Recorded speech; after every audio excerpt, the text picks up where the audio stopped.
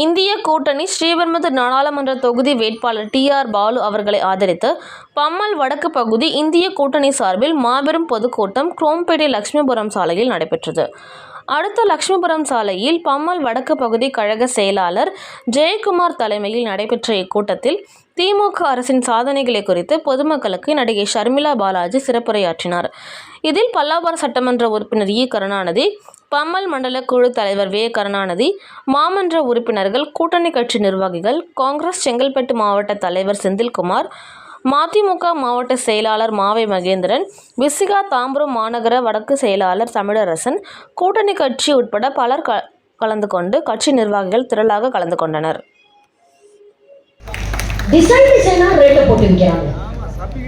கொஞ்சம் கூட சுயமரியாதை இல்லாம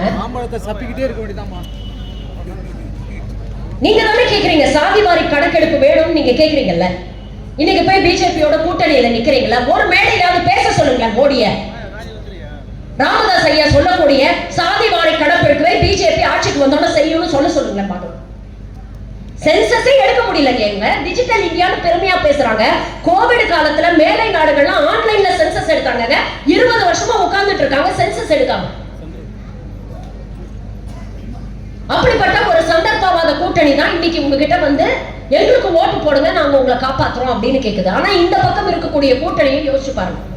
எத்தனை தேர்தல்கள் சும்மா கண்ணா நிக்கிறாங்கல்ல. கூட்டம் பாத்தீங்கல்ல, போன மாசம் வந்து திருச்சியில நடந்த வெல்லும் சனநாயகம் கூட்டம் மேடையில நிக்கிறாரு அண்ணன் தளபதி, நிக்கிறாரு எழுச்சி தமிழர் நிக்கிறாரு. கூட்டம் கண்ணு கடங்காத அளவுக்கு கூட்டம். 12 மணி வரைக்கும் உட்கார்ந்து இருந்தாங்க. எவருமே காசு கொடுத்தெல்லாம் கூட்டு வரலங்க. அந்த கூட்டத்தை தலைவர்கள் மீது இருக்கக்கூடிய அபிமானத்துல வந்து சேர்ற கூட்டம். 12 மணிக்கு அப்புறம் சொல்றோம் மேடையில, 12 மணி ஆயிடுச்சுப்பா வீட்டுக்கு போங்க அப்படின்னு சொல்றோம். அது வரைக்கும் கூட்டம் உட்கார்ந்து இருந்தது. கோயம்புத்தூர்ல நடந்த கூட்டத்தை பாத்தீங்கல்ல, எவ்வளவு இயல்பாக எந்தவித ஒரு நடிப்பு நாடகம் எல்லாம் இல்லாம 7 முறை தமிழ்நாட்டுக்கு வர்றாருங்க. எப்ப பார்த்தாலும் இந்த சிடுமூஞ்சி மாதிரி, இந்த இஞ்சி தின்ன குரங்கு மாதிரியே மூஞ்சியை வச்சுக்கிட்டு, இந்த தாமரை இப்படி கையில பிடிச்சிட்டு, ஐயோ எவனாவது நம்மளை வந்து நம்ம ஃப்ராடு தனத்தை கண்டுபிடிச்சிருவானோ அப்படிங்கிற மாதிரி ஒரு முகத்தோடையே தான் ஓடி விடுவார். நீங்க பாருங்களேன், முகத்துல ஒரு சந்தோஷம், ஒரு மக்களை பார்த்த ஒரு சந்தோஷம், ஒரு ஆரவாரம், ஒரு அன்பு எதுவுமே இருக்காது. அப்படியே ஒரு சிடு சிடு சிடு சிடுனே இருப்பாரு. அதே மாதிரி கூட்டணி கட்சி தலைவர்கள்லாம் பாருங்க, இவர் மேடைக்கு வந்தா உடனே அப்படியே கூள கும்பிடு போட்டுக்கிட்டு அவருக்கு வந்து வணக்கம் வச்சுக்கிட்டு ஏதோ அப்படியே ஒரு பெரிய விஸ்வகுரு வந்துட்டா மாதிரி. ஆனா திமுக கூட்டணி மேடை அப்படி இருக்கா? மதசார்பு முற்போக்கு கூட்டணியாக இருக்கட்டும், இல்ல இந்த கூட்டணி மேடையில பாக்குறீங்கல்ல, அண்ணன் தளபதியாக இருக்கட்டும், அண்ணன் எழுச்சி தமிழராக இருக்கட்டும், அண்ணன் வைகோவாக இருக்கட்டும், இன்னும் பல தலைவர்களாக இருக்கட்டும், நேற்று ராகுல் காந்தி வந்துட்டு போனாரு. எவ்வளவு இயல்பா ஆறு அப்படி கட்டி பிடிச்சு அவங்க சந்தோஷத்தை பகிர்ந்துக்கிறாங்க. அதுதானே உண்மையான அன்பு, அதுதானே உண்மையாக மக்கள் மீது வைத்திருக்கக்கூடிய அன்பு.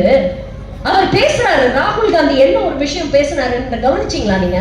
அந்த தேர்தல் மேடையில் அவர் பேசுறாரு, பிரச்சார மேடையில, தமிழ்நாடு எனக்கு ஆசான், இங்க இருக்கக்கூடிய பெரியாருடைய கொள்கைகளையும் அண்ணாவுடைய கொள்கைகளையும் கலைஞருடைய கொள்கைகளையும் படிச்சுதான் நான் வளர்ந்தேன். எனக்கு எப்பெல்லாம் மனசு சோர்வா இருக்கோ அப்பெல்லாம் வந்து நான் வந்து இந்த தலைவர்களை பற்றி நான் படிப்பேன். அண்ணன் தளபதி மு.க. ஸ்டாலின் அவர்கள் எனக்கு அண்ணன் மாதிரி அப்படின்னு சொல்றாரு. அவரை பார்த்துதான் எனக்கு இன்ஸ்பிரேஷன் அப்படின்னு சொல்றாரு. உண்மைதானே? யோசிச்சு பாருங்க. 10 வருஷம் எதிர்கட்சி தலைவரா இருந்தார்ல, ஒவ்வொரு மாவட்டமா நடைப்பயணம் போனாரா இல்லையா? ஒவ்வொரு தொகுதிக்கும் போனார் இல்லையா? 234 தொகுதிக்கும் போய் அங்க இருக்கக்கூடிய மக்களுடைய குறைகள் என்னன்னு கேட்டுதானே திமுகவுடைய 2021 சட்டமன்ற தேர்தல் அறிக்கையை தயார் பண்ணாரு. இன்னைக்கு அதே தானே ராகுல் காந்தி செய்யறாரு. இங்க இருந்து கிளம்பி கன்னியாகுமரியில அண்ணன் தளபதி கையால ஆரம்பிச்சு வைக்கிறாரு பாரத் ஜோடோ யாத்திரை. 4000 கிலோமீட்டர் காஷ்மீர் வரைக்கும் நடக்கிறார். மணிப்பூர்ல இருந்து மும்பை வரைக்கும் நடக்கிறார். அங்க போற வழியில தான் ஏழை எளிய மக்கள், பெண்கள், குழந்தைகள், இளைஞர்கள், மாற்றுத்திறனாளிகள், திருநங்கைகள் எல்லாரையும் சந்திக்கிறார். எல்லாருக்கும் என்ன பிரச்சனை அப்படிங்கறத கேட்கிறார். அதை கேட்டதுடைய விளைவுதான் இன்னைக்கு காங்கிரஸ் உடைய தேர்தல் அறிக்கை. அப்போ எல்லா நேரத்திலையும் மக்களோட மக்களாக இருக்கக்கூடிய தலைவர்கள் தான் நமக்கு தேவை. அதுக்காக சொல்றோம், இந்தியாவை காப்பாற்ற ஸ்டாலின் அழைக்கிறேன். இது மிக மிக முக்கியமான ஒரு தேர்தல். இதை நான் சொல்லல, நிதியமைச்சர் நிர்மலா சீதாராமனுடைய கணவர், அவர் வந்து ஒரு பெரிய பொருளாதார மேதை, பரங்கல பிரபாகர் பேரவர். அந்த அம்மா கூட யாரும் குடும்பம் நடத்த முடியாது, பாவம் இவராலே முடியல, அதனால ரொம்ப நாள் முன்னாடியே பிச்சுட்டு வந்துட்டாரு.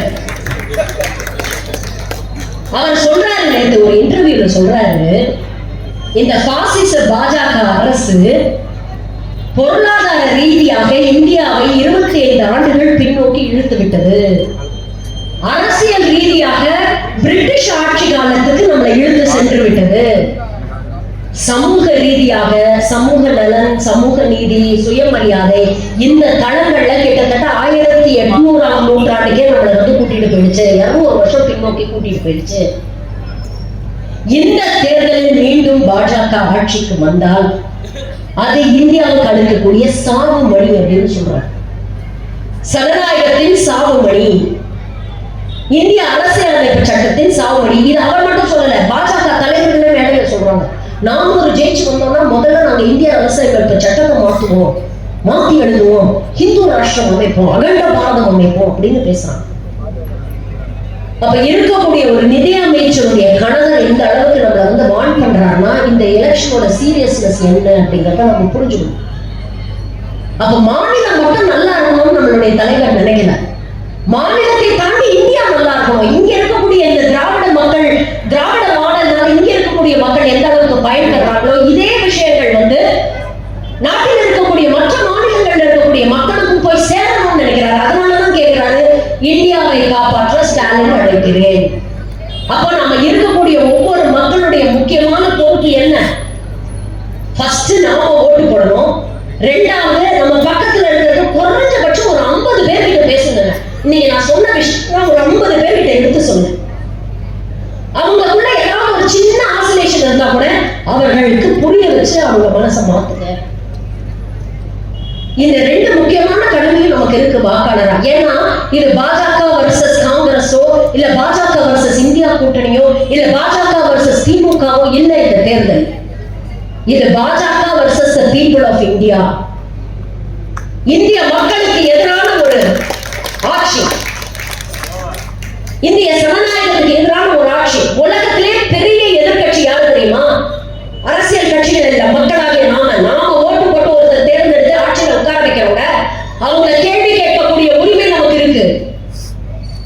அப்ப 140 கோடி மக்களும் இந்த தருணத்துல கேள்வி கேட்க வேண்டிய ஒரு தேவை இருக்கு. இந்திய ஜனநாயகத்தை காப்பாற்றணும், சனாதனத்தை வீழ்த்தணும், சமூக நீதியை நிலைநாட்டணும், மாநில உரிமைகளை மீட்டெடுக்கணும்னா அதற்கு நாம கேட்க வேண்டிய கேள்வி நிறைய இருக்கு. அதை கேட்க வேண்டிய தருணம் இது.